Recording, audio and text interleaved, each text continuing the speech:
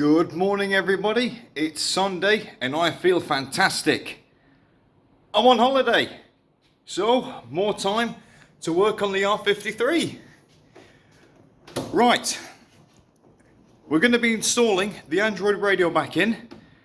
I left it out when we changed the dashboard so I could address any rattles, cracks or any creaks, but there were none. It's like driving a completely different car. The only thing we had to do was we had to loosen off this piece and pick it up a bit more because it dipped just on the corner and the A-pillar kept popping out. Let me show this, just down here where my finger is. Wasn't a big deal. Obviously it is a nightmare to get out. We just slackened it off, popped it up and pushed it back in, and it went back into its right position. So now on the windscreen we have an even mating surface all the way around where the dash meets the window. Big hand in the way, so that's all good. So let's get my radio fitted again. Right, well there's my Android radio. It's still fastened to its bracket, which is the piece cut out from the old dash, which went just here. We also get USB cable extension, a GPS antenna, your faceplate. This is a dashboard camera feed wire, or power wire, which splices into the power and ground on the radio wiring harness just here. And these are some spare USB extensions I ordered because I want to see how many USBs I can put on this. So quite a nice Android radio, to be honest. Now obviously on the new dashboard we've got to chop it somewhere here. So before we do, we have to take this trim section out again. Glove compartment, center console has to be loosened, and these trim pieces have to be modified.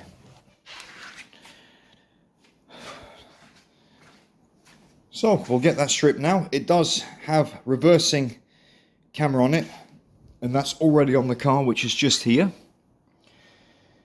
Right there, I tucked the wiring for that behind this kick panel. Sorry, the light's a bit poor. I'll get a light set up in a minute. So I shall get this stripped.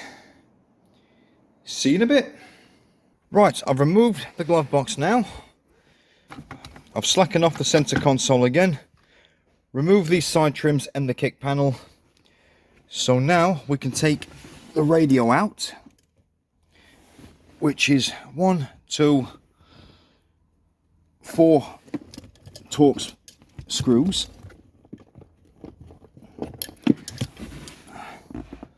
Just find my tool.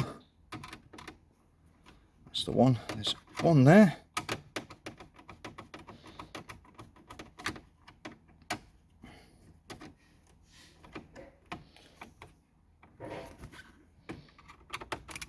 One down there.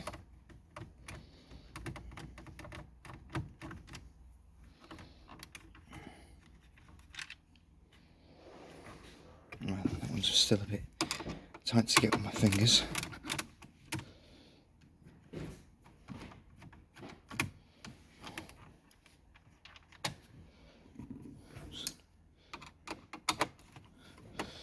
Last one here.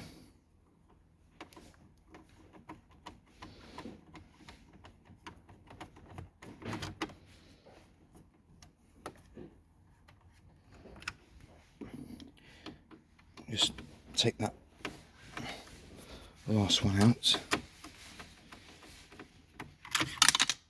Oh, gravity. Drop down in there.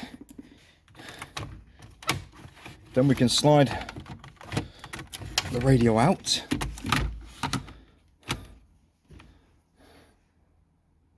Right, pause the video to get the plug off. Where you do it is you lift that tab up, which will release the lock, take it all the way down and pull it off the radio. So that wire can go just there now. Next we're going to take the lower switch pack off. Taking these two screws out will slacken off the HVAC.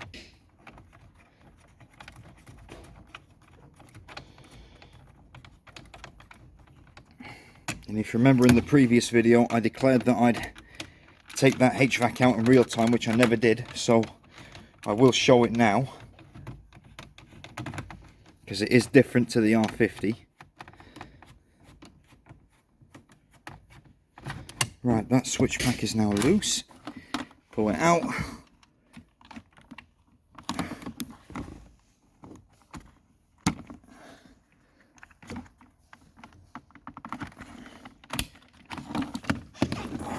Unclip your wiring and take the switch pack out. Now, to get this HVAC out, you'll notice it goes back so far and jams. It jams on these two thread tabs, so they have to come out.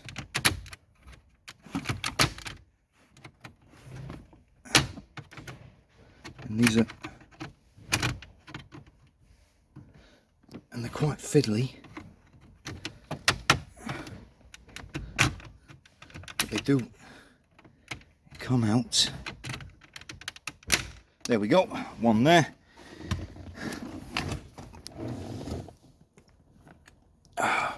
And that's what they look like. And to me it doesn't matter if they get broken. I've got a lot of spares off the very first dashboard I changed, because I completely stripped it. The second one is at the same place on the other side.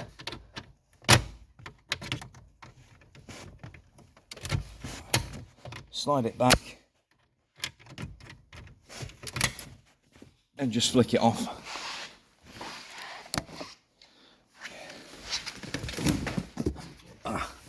Flicked all the way back onto the back seat.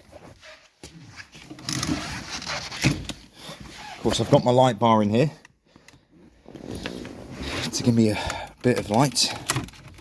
Slide the HVAC back as far as it can go, and it comes out at an angle.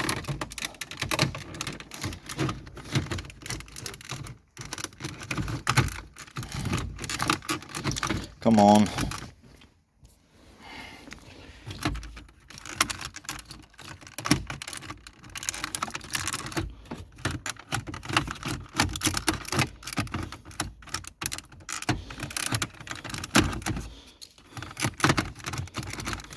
There we go.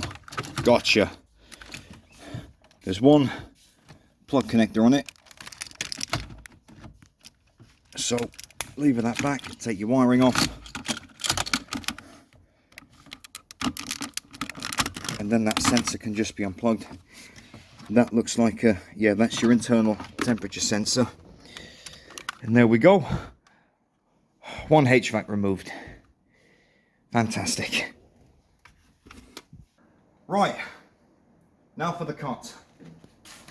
If you're not confident using a saw, this is where I'd say get a friend to help you. We're using a battery powered saw with a cutting blade. I'm going to cut just below where the dash dips here, and I'll take it back past that tab where we have this gap. Here goes nothing. Bear in mind, if I ruin this, there isn't another facelift dash available as of yet, so.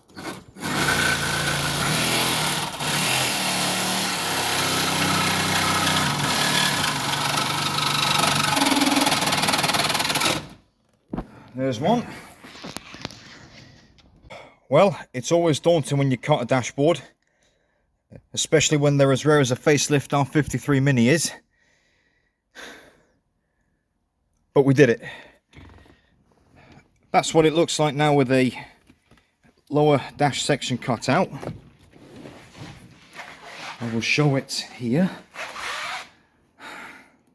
As you can see, I think the cuts look identical enough.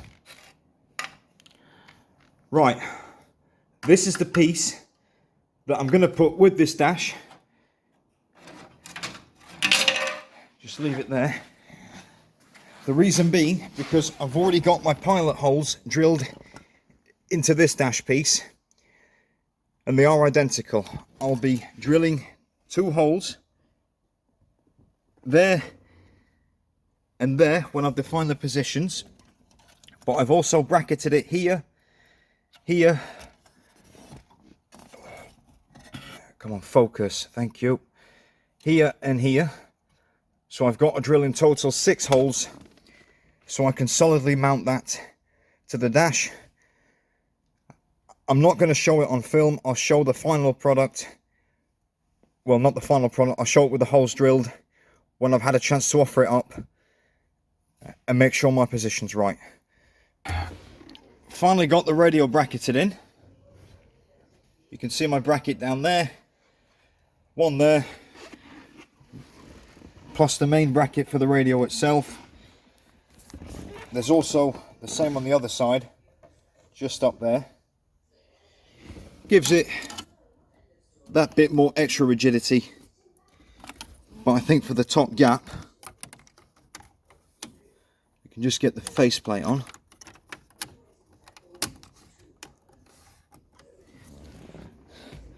I think that looks pretty good. What I'll do now is I'll remove it again, now that I know it fits. And my intention is to install it with the HVAC and window switches in place, and then hook the rest of my radio stuff up, like the GPS antenna, my dash cam power wire, and my USB stuff. Slowly getting there. Looking good.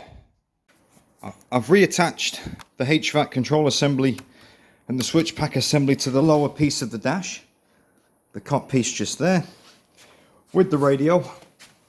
I'm not sure if you'll see it, but I've sort of angled the brackets so it follows the curvature of the trims, sort of like that. I want it looking as factory as possible, because I'm doing this without the faceplate provided by Orange, which is the company that manufactures these faceplates to accommodate a double dim radio. I will say I'm not using their faceplate because I've had a history with their company, but the radios that fit into them plates, they're not what I would have wanted to install in them. It's not something I want in my car, and they haven't got as many USBs, as many functions. Of course, this one has a TF card as well. USB port there, plus 2 at the back, if I can get the second one working. Because at the time I only had 1 at the output on the back of the radio. So we'll see how it goes. Next step, I'm going to get this fitted when I've had something to eat, because it's lunchtime. I'll rehook all the wiring up. I'll test it before I go any further.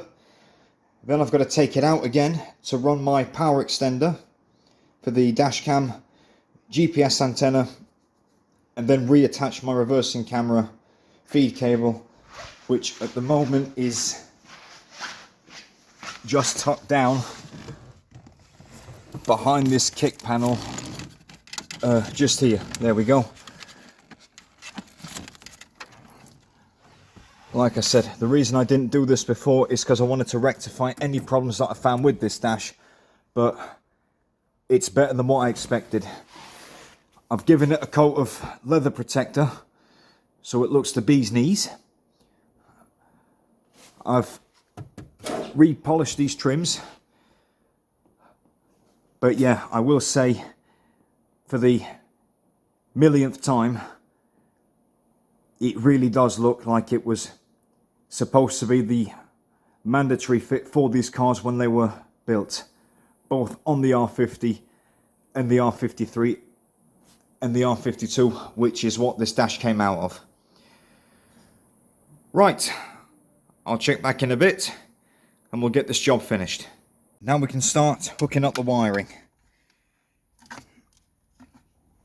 I'm going to hook the main harness up, then I'll run my reversing camera power cable through. I'll be cable tying it to the bottom wiring section for it to come around here, somewhere about here.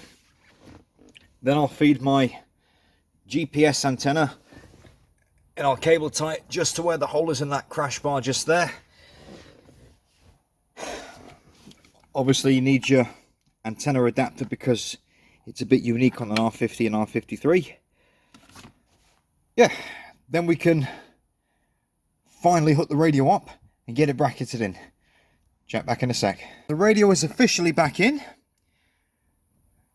Final screw down. I've run my GPS antenna just up there where that black box is, just next to the wiring. I've also run my reversing camera assembly in the same conduit, and just up there, running down there, is my dash cam feed, which I will fasten to this upper wiring section and tuck it in behind the headlining very carefully because that's a brand new fabric. Right, for the big moment, will the radio power up? ACC.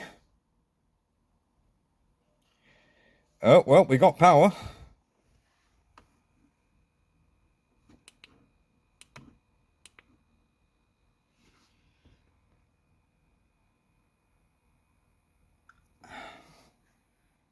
Come on. And I've just put my USB stick down there. I can only get the one working, but it's not a problem. I've still got a spare one, plus the TF card slot. Oh. Oh, come on.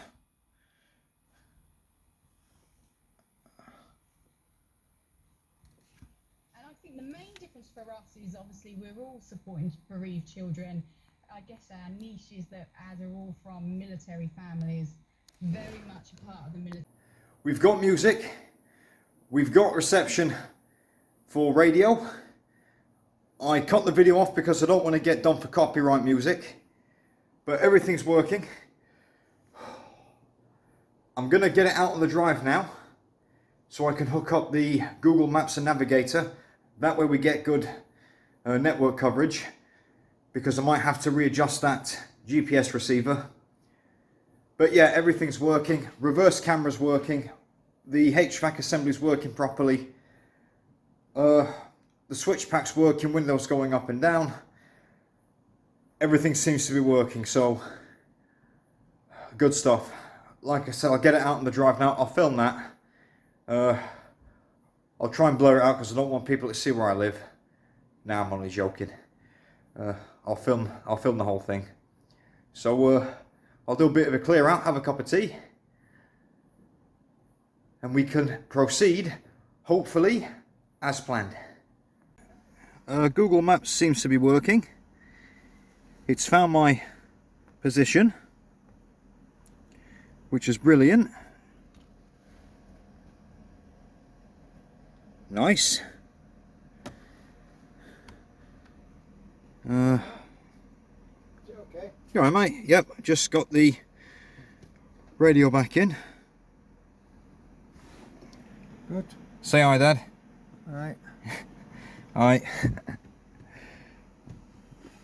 My dad actually filmed me yesterday and partly this morning, so that was very nice of him, taking time out of his holiday to help. Navigator's working.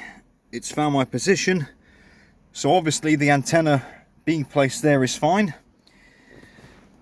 I've got the radio turned down at the minute because I don't want to get done for copyright, but we've got music, we've got radio, and we've got reverse. I have got a reversing camera on the way. The lens is a bit scratched on this one, but it's not a problem. But yeah, everything's working. Went to get my dashboard camera and the piston suction cup fell off it, so I'm a bit angry about that.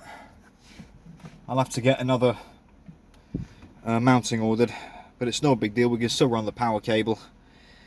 What I've done is I've just put one of these trims in, which was on the other dash. Obviously this isn't the one I'm putting in because it's a completely different colour. It just looks off. I've ordered these, and I've ordered the trims for the doors as well. So they're on the way from Germany as we speak. Obviously been in Cyprus, parts are a bit scarce for these cars at the moment. The other trims are faded, but yeah, we have made a lot of progress. These have to be cut down so they'll fit. They've got to be trimmed down around the bottom here, up there, and this mounting hole has to be cut away. That is something I'm not going to show because that requires concentration. I cannot do it in real time, unfortunately, but I will show the final product and I'll show the car back together. But everything's working. The radio is properly back in. It doesn't have to be removed again. I did test the camera before it broke. It is working. So I'm going to pause it here, get the trims trimmed down. We'll get it back together, and then I can declare the job finished. The side trims have been cut down. This is the material that we removed. Trim them down bit by bit and keep doing a test fit. Rule on these: measure 3 times and cut just the once. Or in this case, measure 3 times, cut a bit, offer it up, trim it down a bit more and a bit more until you get it. But in my case, I did have the original trim piece, the other one's in the car. When I did this job on the previous dash, I think it took me about 2 hours to trim it down. Whether on this one it took, I don't know, maybe just over half an hour, something like that. Anyways, time aside, it's all done. I'm going to get these bolted down. You will have to trim these bolt fittings away as well. So you'll have just the one bolt fitting up here, but it is rigid. You have got the styrofoam piece at the bottom of the center console to keep them from flexing. And of course, re-insulate them here where we've cut the tape off. Just there. But not the most difficult thing in the world to do. Just takes a bit of practice with a small grinder like we've got here. So I'll get these bolted up and then we can at last get the car built. The trims are back in. Center console is fastened back down. Faceplate is on. And I must say, I'm very happy with the way that looks. We got a bit of a very slight gap down here and down here, but that's to be expected when you're modifying, I think. But in regards to how the pattern looks for the radio, it follows the trim pattern all the way down, which is exactly what I was aiming for. So I dare say, I think that is a pretty neat installation. I'll clean the screen up because it looks a bit yucky, courtesy of fingerprints.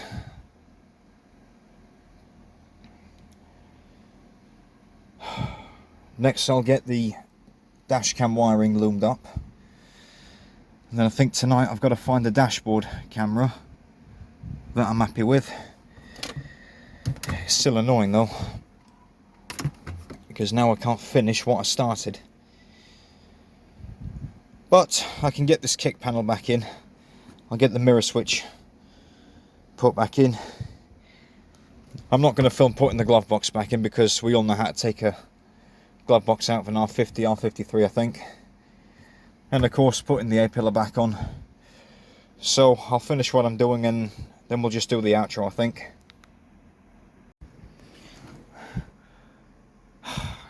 Job done. Car's back together. Oh, let's try and get some light in there. There we go. Trims are in, kick panels back on, glove box and side piece are reinstalled, center console's back in.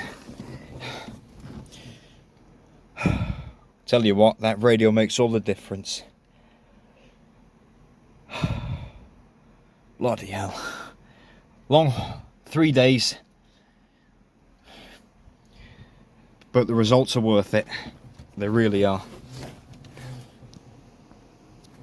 So that's it. Another job done. That is how you install a double-din Android radio into a Mini R50 and a Coolpress R53 pre and facelift. As you saw, the lower dashboard section where we cut away was the exact same thing on both dashboards. So it can be done. There's plenty of tutorials out there on how to fit them. This is the way I prefer. Now I'm going to be a bit more specific on why I didn't use a faceplate provided by Orange. The main reason is dimensions. As you saw, we're very limited to what kind of radio we can put in that Mini because of dimensions.